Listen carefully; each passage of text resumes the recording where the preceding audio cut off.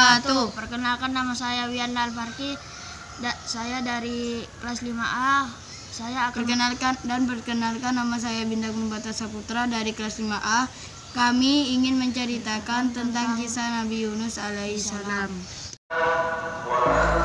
Nabi Yunus dan ikan paus. Nabi Yunus bin Matta termasuk orang yang saleh, ya kan, Pak? Ya. Sejak ia belum diangkat menjadi rasul pun beliau memang seorang ahli ibadah yang tekun. Ia termasuk orang yang lurus hatinya, namun ada kelemahannya di balik kebaikan hatinya tersebut. Ia telah mengajak kaumnya menyembah Allah dan meninggalkan penyembahannya kepada berhala, meninggalkan kemaksiatan dan kedurhakaan. Namun di antara sekian banyak kaumnya itu hanya 2 yang mengikuti ajakan Nabi Yunus alaihissalam.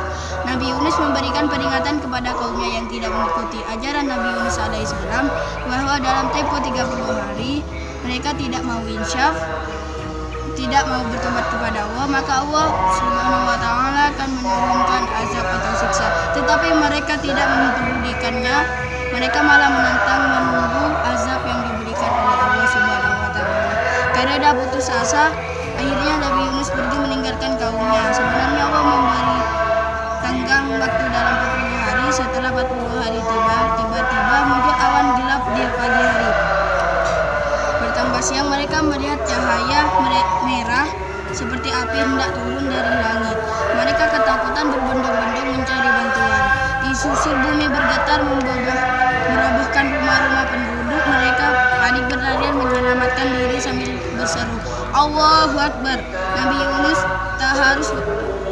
tidak tahu harus pergi ke barat. Tiba di tepi laut menumpang sebuah kapal yang lewat di depan Nabi Yunus alaihissalam.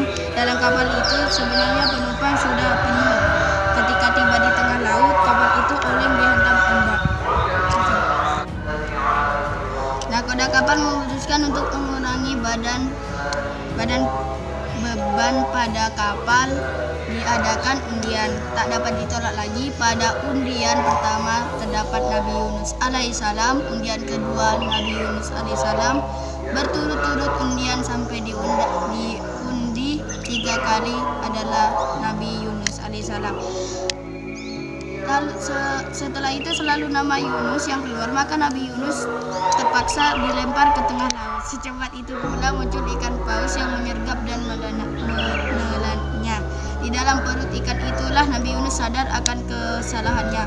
Karena ia telah meninggalkan kaumnya, ia berdoa kepada Allah Subhanahu wa taala dan bertobat kepadanya.